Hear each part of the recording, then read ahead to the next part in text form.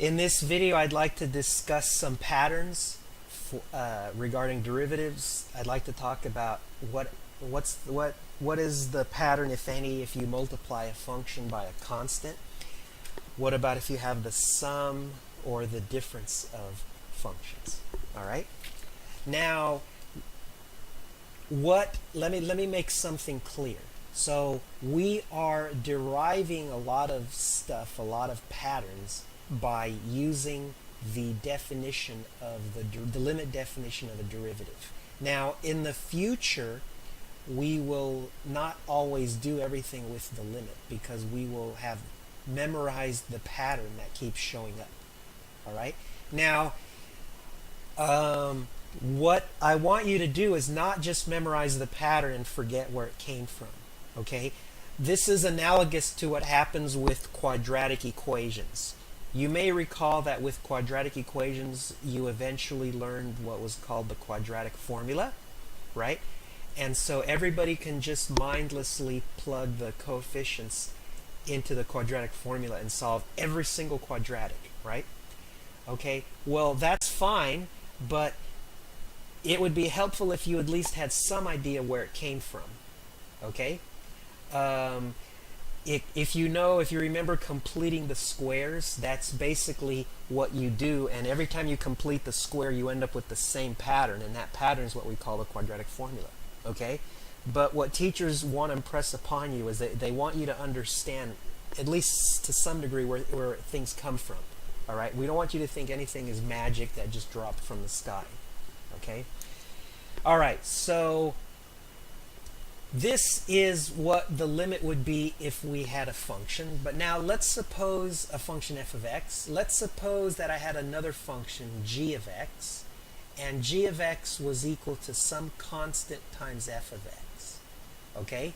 We could run through the limit, and we're just gonna do a piece of it, but what we want to do is see if we can find a shortcut when a function has this pattern and we've already worked out the f prime. All right, so if we were to work out g prime of x, the derivative of g, we would get the limit as h goes to 0 of c times f of x plus h minus c of f of x. Now, the reason g isn't showing up was because we know what g is in terms of f and c. Okay? And we know that we can pull out a common factor outside of the limit.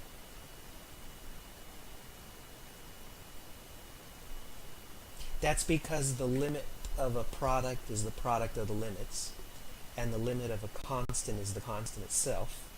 All right, so if you want me to explain the details of why I can pull out a constant, and it's always good to insist on making sure you understand all those details. Alright, so there we have it. So g prime apparently is equal to c times that limit. But we know what that limit is. That limit is the derivative of f itself. Okay? So, apparently, we have this important pattern that's going to allow us to save some time. Okay, and I'll write it at the bottom. The derivative of cf of x is cf prime of x. Okay, let me show you how that is useful. All right, we went through the derivative of the sine of x, right? We did the limit, we did the trig formula for sum of angles, and so we got that the derivative of the sine of x was equal to cosine. All right, suppose that somebody asked you, what's the derivative of 4 sine of x? Okay, now it wouldn't take very long to run through the whole limit dance again, right? However, now with our new pattern, we know that this is going to be equal to 4 times the derivative of sine, whatever that is. Well, we know what that is. That's cosine. So, whoops, I don't want to say it's equal. Let me fix that. Okay, so the derivative of 4 sine of x, so let's put a prime. So that's equal to 4 sine prime, which is equal to 4 cosine of x. Okay, see how nice and easy that was?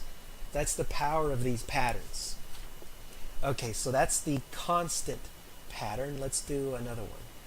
Suppose that we wanted to find the derivative of f of x plus g of x. All right, and so we would go and use our limit definition. So we would have f of x plus h. You know what? Let me write this a little bit differently, just to make it even that much more clear.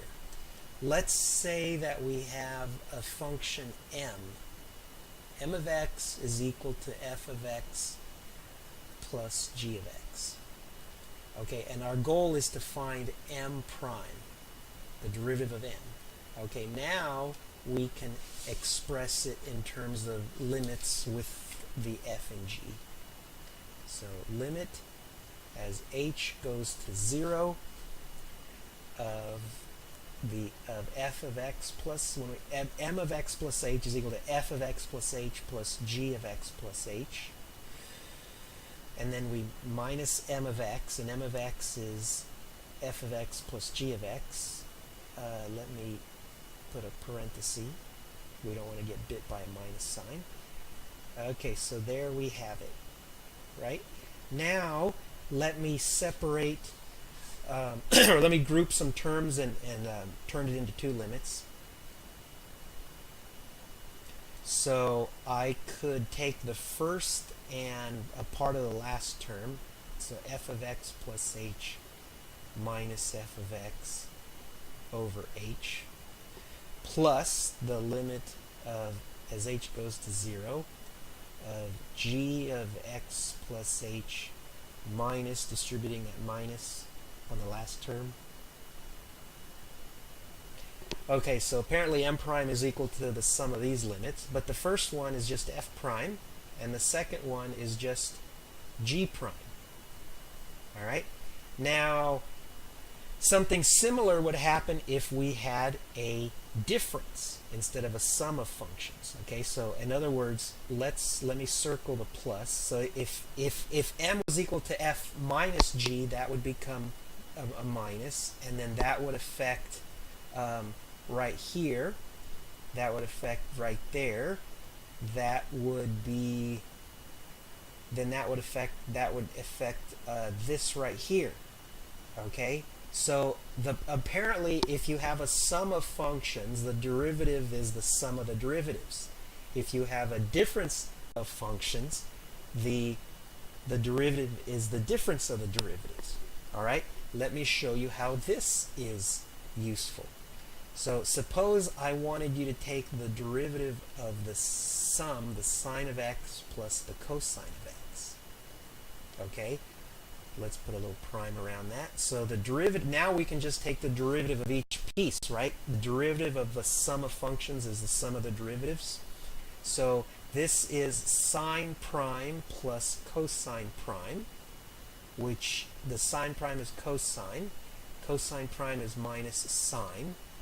So look at that. Look how nice that was. Okay? And if we had a negative, a different, let's do an example with a difference. What if we had sine of x minus 4x? Okay, so in that case, we take the derivative of each piece. And so the first one gives cosine, and the second one is a line, linear, so that gives, the slope is with the coefficient in front of the x, so that gives 4. All right? And so there you have it. Those are three basic derivative patterns, derivative rules that we will be using a lot in this course.